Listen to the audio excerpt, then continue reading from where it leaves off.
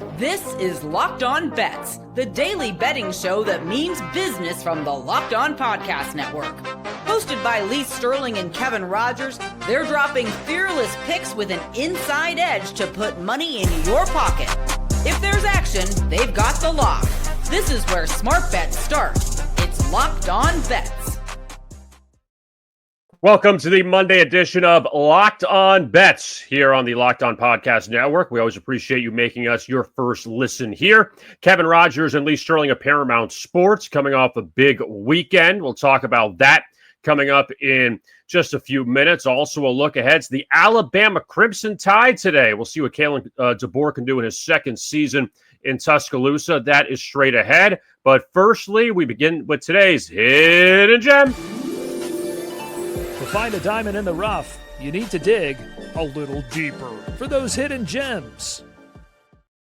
And I know Lee always wants me to show more bravado, show more of this, what I'm doing like he does. That may be the only one I'm really going to pump up is the hidden gem. You can do the blowout and the lock, but the hidden gem, I will definitely be the one doing that. So with that being said, Lee, the A's and the Rays out in Sacramento, Brent Rooker, what's your hidden gem? It's all right. As long as you do one. As long as you do one well. I'll agree to that. Brent Rooker. So a lot of people are like, still, who is this guy? I remember vaguely seeing him in the All-Star game in the home run competition. Well, he is their guy, and he's a piece to build around and has some success here against Pepe, the starting pitcher. 3 for 8 with a home run against him. So you got a hitter that's hot against a pitcher who has trouble against that hitter. You have, I looked at the weather, the best hitting conditions, bar none, in Major League Baseball, believe it or not, are in Sacramento tonight. The conditions are, it's going to be hot and the wind is blowing dead out to center field.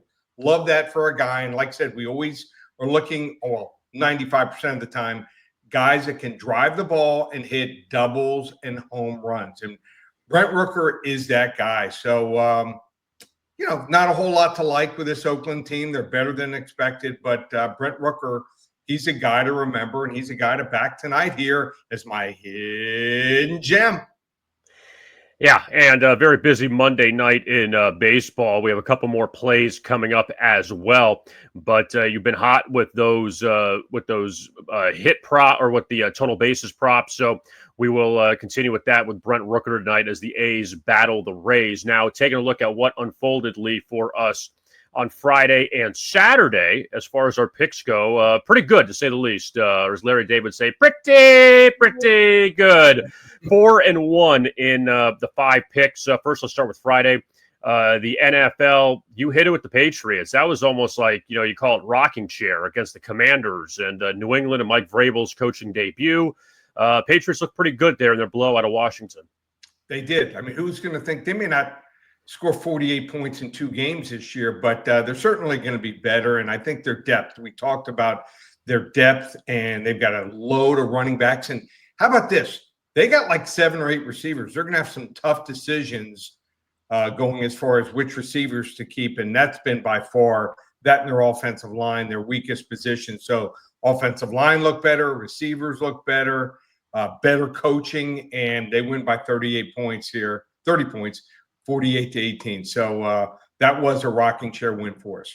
Yeah, and in the WNBA, Lee, we hit another one with the Mystics as they led after the first against the Lynx. Actually, it would have been a good return if you had the money line in the first quarter of that one. Washington ended up losing the game, but we won with that. So a little bit of a winning streak. We're building that in the WNBA. We're getting there. Okay, I can watch for a quarter as long as we're winning. So you lose 3 or 4 again. It makes it tough. So, I don't mind it. And bottom line is I'll do KBO if we have to just to get a winner. Exactly. And we won't have any WNBA plays tonight. There's only one late night game, so we're passing on that. In baseball, though, Kyle Tucker, he came up short for the Cubs in their loss to the Cardinals on Friday night. Did have a hit, but just couldn't get that second hit. And I feel like the last 2 that you've lost on those total base props, you got the first one. You just haven't been able to get the second one, so really no overs. and usually early in the first or second at bat. So that's surprising. And like I said, we don't like guys that walk. They're not walking, so they're taking their hits up there. Just they've been just falling a little short getting singles, but so we like Brent Rooker tonight over the 1.5 bases. So I feel confident about that one. Now, as far as the UFC went, you hit a couple more winners, so that's good. Fluffy and touchy-feely, so all of them came through for you.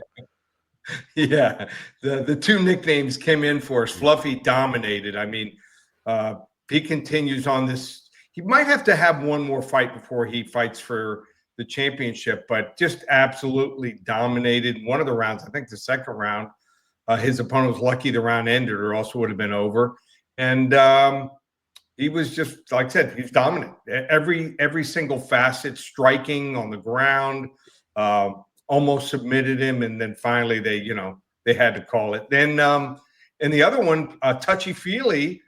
I mean, I said it wasn't going to be pretty, and it wasn't. And I don't know how one judge scored it the other way. I think he had it 30-27, if memory serves me correct, the other way, when touchy-feely on the other two cards was 29-28. So some of the judging is questionable, brings back, some memories to old boxing days when you were scratching your head. But he was the better fighter, and didn't say he was going to submit him or knock him out.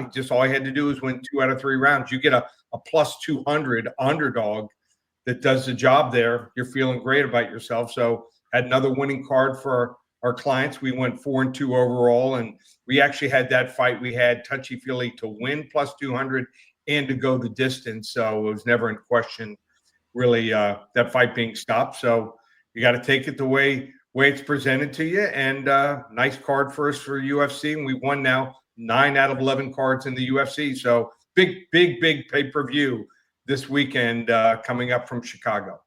Yeah, and we'll have more picks coming up later in the week with that event. Your thoughts, Lee, on this? NFL preseason week 1 is now in the books. Just a couple things as far as rookies go. Cam Ward made his debut in Tennessee. Travis Hunter with the Jags. Shedeur Sanders threw a couple touchdown passes with the Browns. Any thoughts, any analysis from their debuts? Yeah, I watched both closely, and I thought that Cam Ward, we're going to have to see him under center. I mean, every pass that he threw was out of the shotgun. I'd like to see him more under center. He's going to have to play under center during the regular season. So not bad overall, but incomplete, I would say, because we're going to have to see some defenses throw some more blitzes at him. They were throwing a lot of vanilla stuff against him, and he's going to have to get rid of the ball quicker. That's going to be his biggest problem, and doesn't have a great supporting cast, so they can't take any more injuries.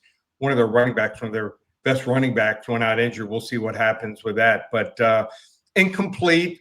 Overall, I feel pretty good about him. But like I said, I'm scared of what he's going to face as the season progresses, and his cast isn't great. Going to have to get rid of that ball early. And then on the other side, Shedeur Sanders started off poorly, missed a couple throws early, but got better. Also facing, vanilla defenses. So I think it's best. I looked at the first 6 games and who Cleveland faces. I think that they're going to need to not start him off for the season, maybe bring him in 5th, 6th, 7th game. So it's a really tough schedule that they're going to have to face. But overall, you can tell that the talent's there, and they have to feel good about themselves. They just might have found themselves a quarterback for the future.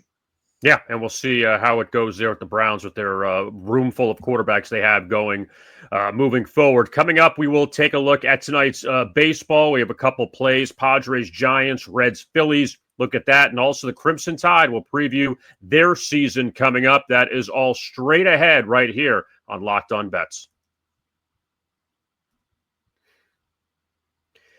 Say now about Game Time and another busy night in Major League Baseball. So if you ever decide at the last minute to head to a ball game with friends or family, maybe it's game day and you suddenly realize you want to be in the stands. That's exactly where Game Time comes in. It's the easiest way to grab last-minute tickets without the stress. With the money you save on tickets, you can splurge on food, drinks, merch, or even invite a bigger group to come with you. Gametime makes it possible. Also, Gametime makes buying tickets fast and simple.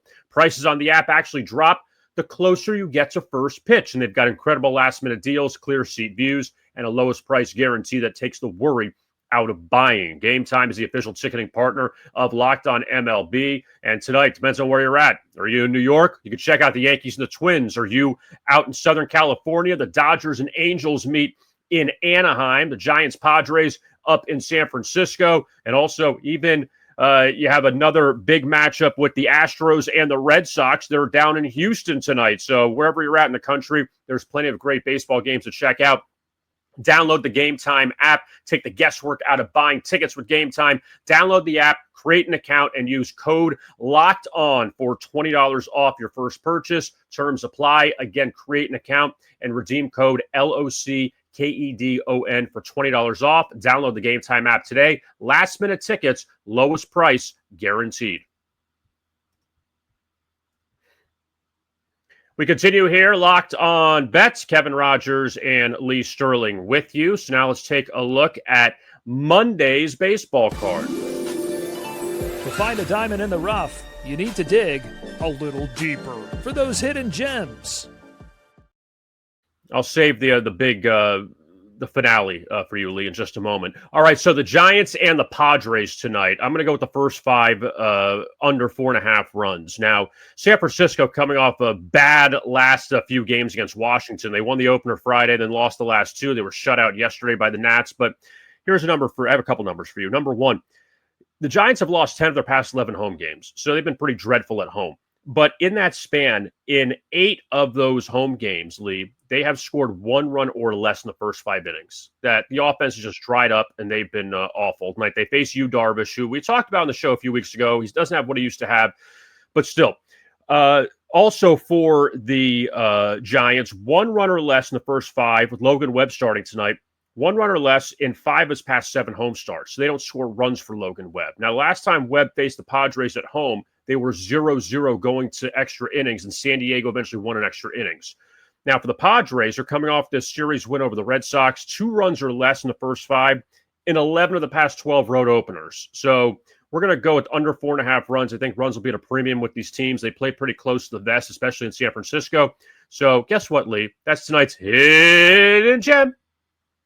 Love it. All right, you're improving. I'm getting there. I'm telling you, it just takes time, like anything else. So we have that out west. Let's head back out east for tonight's lock of the day. Open it, open it, open it. Lee has the key to the lock of the day.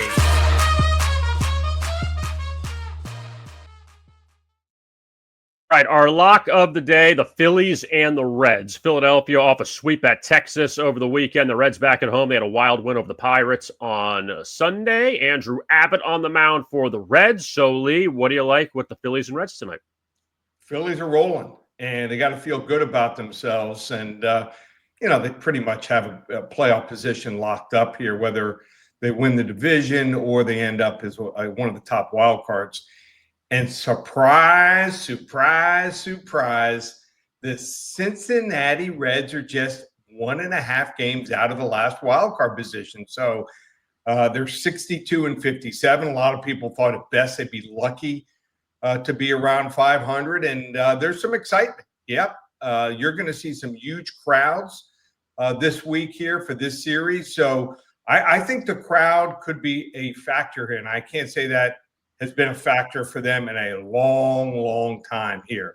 So they've won 2 straight series. Ellie De La Cruz is an absolute superstar, 19 homers and 74 RBIs. He runs the bases. I mean, he could be a guy who ends up stealing 50, 60 bases next couple of years. Austin Hayes in the outfield, 917 OPS versus the Phillies this year. And the Cincinnati Reds pitching staff, which everyone thought the last couple of years was just absolutely dreadful. I mean, you got to their 3rd, 4th, and 5th starters. It was just a group of vagabond guys that weren't going to be there the next year. Improved. Their 11th overall is their staff ERA, and they're limiting the walks early in counts. And I think that this team is an improved team, and I think the crowd could be the difference here. Line is low, -120. I think it's going to close at 130, 135. So let's get on here we're going to go with our level one lock on a Monday. Cincinnati Reds, money line, -120 over the hot Phillies. Yeah, and Andrew Abbott, he's been great for Cincinnati, and he hasn't gotten, Lee, what's interesting, I looked this up last night, he's not in the qualified leaders for ERA because he hasn't pitched as many innings, but he is second in the National League among starters. He's pitched enough innings, just not the qualified.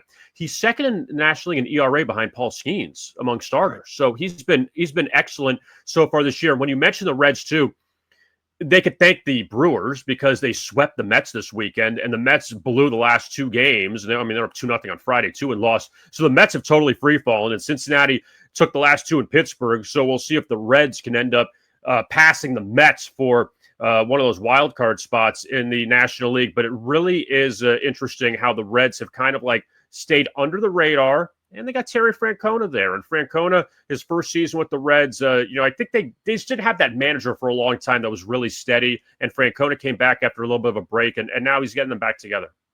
Yeah, one of these guys has experience, and I think he's really good at reading the room and dealing with young players. So give this organization credit. They're developing players in their minor leagues, which you can't say has happened in the past. So definitely a franchise that's certainly on the up and up.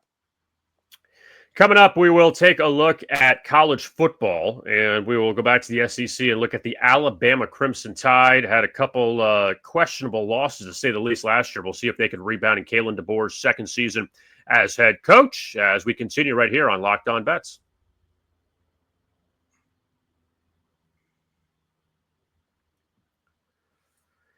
Locked On Bets continues here on this Monday, August 11th. Kevin Rogers and Lee Sterling of Paramount Sports, and we talked plenty of baseball so far, and we're not really doing the NFL team previews as much just because the NFL preseason's underway, but there's still plenty of college teams to look at. So with that being said, we're going to look at the Alabama Crimson Tide today in the blowout. Oh, boy. Last one out, turn off the lights. This one's a blowout. Never easy to follow a legend, and when Nick Saban stepped aside as the head coach of Alabama, they went with a guy who was in the national championship the year before, Kalen DeBoer at Washington, who had magnificent numbers throughout his coaching career, even at lower levels in football. But tough spot to go to Alabama and replace Nick Saban. 4 losses last year, but Lee, we'll see if they could, in a sense, you won 9 games. Let's see if they could turn it around this year with Alabama. But what do you think about the Crimson Tide this season? Yeah, 9-4 last year, and those 4 losses, 3 were on the road, a 4th was in the bowl game, and you're sitting there, you're saying totals in 9.5. They're going to have to go 10-2 in the regular season to cash the ticket. How can you back that? So first, let's look at returning starters. Most of these teams bring in a ton of guys through NIL, through the transfer portal. Alabama's not one of those teams. They returned 15 starters. Their head coach, Kalen DeBoer, who I respect a lot, really built up every single team that he was at. He brings in his former offensive coordinator, Ryan Grubb. Ryan Grubb was his offensive coordinator at Washington when they went to the championship game. Last year, he coached for the Seattle Seahawks as the offensive coordinator. So I think that experience of coaching in the NFL will help him here. And here's what I'm hearing. The team is fully buying in. When you go through a transformation like that from an absolute legend, probably the best coach in college football history, to a completely different regime, it's going to be tough no matter what. And they had a lot of guys end up leaving. And I think it tells you something that very few guys left here. So I think they really only have 2 question marks. First one, it's a quarterback, Ty Simpson. I think Ty Simpson's going to be good enough. All he's got to do is distribute the ball. And being a former quarterback, I know what makes it easiest for a quarterback, a good offensive line. They have 3 potential all-conference offensive linemen returning. So they're going to be really strong there. And the other is pass rush, only 25 sacks. So I think they're going to be much better there. They didn't have many guys graduate on the defensive line. And health. I mean, they had their two key guys on defense are linebacker Lawson and Sabb, the safety. They were lost during the middle of the season. Once they were lost, that's when they had trouble. So, with better help, they're going to be better. They are top 10, their defense is, and their defensive line I rank all the 136 teams in college football. Their linebackers also top 10, and their defensive backs might be the best in the country. So with Sabb coming back, I like this unit on offense. Like I said, clearly a top 10 offensive line, top 10 running backs. They have 4 guys that are absolute studs here. They could be top 5 as far as running back, just running out these 4 different guys. Their wide receivers, very good. We know Ryan Williams is possibly second best receiver in the country, and right behind Smith, Ohio State. And who do they bring in? They bring in Isaiah Horton from Miami. Very underrated receiver. Make the tough catch. He can hit on the long ball. And Isaiah Horton is going to be able to get open early and often and do a lot of damage because they're going to have to double cover Ryan Williams. So 3 of their 4 losses were by 7 points or less. And it said 3 were on the road and 1 was a bowl game here. So it's a manageable schedule. They get LSU at home, their biggest rival. So I think the continuity and very few guys leaving the program is going to help them. And from all reports I'm getting, the team is fully buying in here. I'm going to go with over 9.5 wins for the Roll Tide blowout special of the day. They go to Georgia September 27th. And besides that, Lee, like you said, I mean, there are other road games. They go to Tallahassee, play Florida State. They'll win that game. They go to Missouri October 11th. They go to South Carolina October 25th. They close at Auburn. And their home games, I mean, they've been great at home. I mean, regardless of who the coach is. Louisiana Monroe, Wisconsin, Vandy, Tennessee is going to be tough. LSU, Oklahoma, Eastern Illinois. Like, they shouldn't lose a home game this year. Even if they lost to Georgia, you're still going over your win total. Yeah, and I don't think Tennessee's going to be tough. Got to be honest with you. With a new quarterback there stepping into that place, I mean, they're almost they just don't lose games at home. So this is a team, very underrated coaching staff. They might have the best overall coaching staff from top to bottom in college football.